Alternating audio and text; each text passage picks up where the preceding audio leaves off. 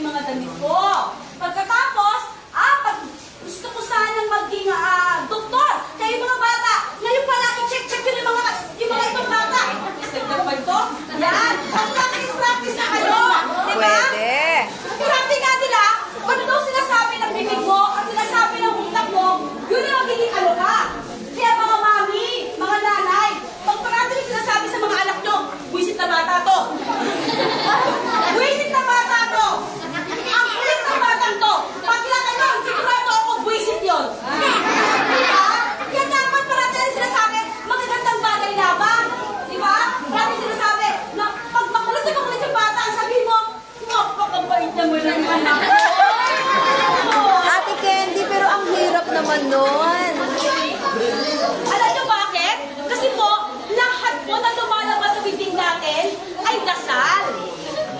Ulitin ko, lahat na lumalabas sa bibig natin ay dasal. At dahil nire-respeto tayo ng Diyos, sinusunod niya. Kung sinasabi natin, kawawa naman ako, kawawa naman ako, kawawa naman ako. Asahan niyo, kawawa ka nga. Pero pag sinasabi mo, bukas, iba lang. May pag-asa, magiging maayos ang lahat. Magiging maayos ang lahat, di ba? So, sisimulan natin ang pag-asa at sisimulan natin yung pagbabago sa ating pananaw. Sa ating simulan? Sa ating pananaw. Sinong iisipin natin sa pananaw natin, ate? Oy? Sino? Wow! Ang husay mo? Sa tingin mo ba ang nanay mo? Ano ka pang bibigay sa iyo ng pag-asa? Opo. Hindi. Hindi to eh. Yung nanay mo maaaring mapagod, mawala. Mamatay mo mas. Diba? Hindi tao, hindi gobyerno, hindi artista ang pag-asa ninyo. Tandaan niyo yan. Hindi po yan ang mga pag-asa ninyo. Hindi sitwasyon.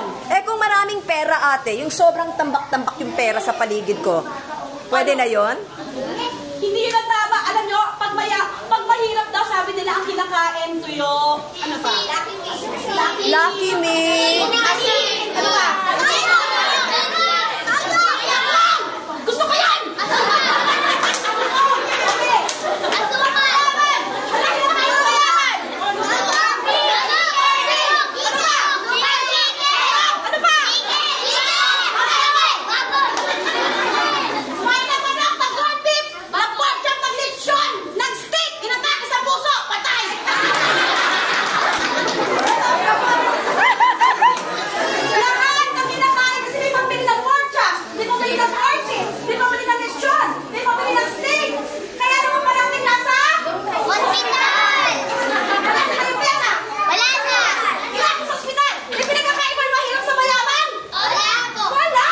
Ate, meron akong ituturo lang na bata na punong-puno ng pag-asa. Sino?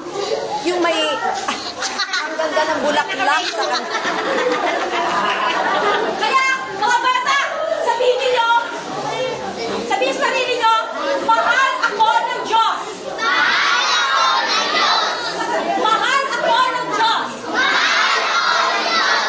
Sure ako. Sure ako. Ang swerte ko. Ang swerte ko. Ako ang pag-asa. Ako ang pag-asa. Hintayin nyo. Hintayin nyo. Ha! Pagkitahin mo.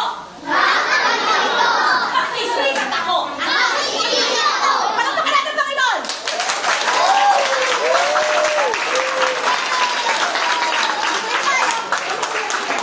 Ang sinabi mo, opok, Nay. Wag. Baka magkakatoo. Sabihin mo, Nay, ako ang swerte. Sabihin mo, ha? Hindi ka malasan. Hindi ka malasan. Yung anak ko, napakakulit. Pero pag makulit mo ang anak ko, practice sinasabi, patience, patience. Magsabi kayo ng magandang salita. Huwag mga pangit na salita ang nilalabas sa bibig ninyo. Diba? Tandaan ninyo, kung ano lumalabas sa bibig nyo, yun ang mangyayari sa buhay natin. Kaya kailangan magagandang salita ang ganda ko. Okay? Okay, palakpakan natin.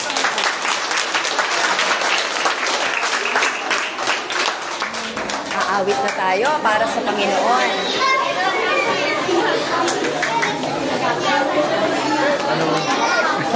Akala ko pipicture. Ano ba?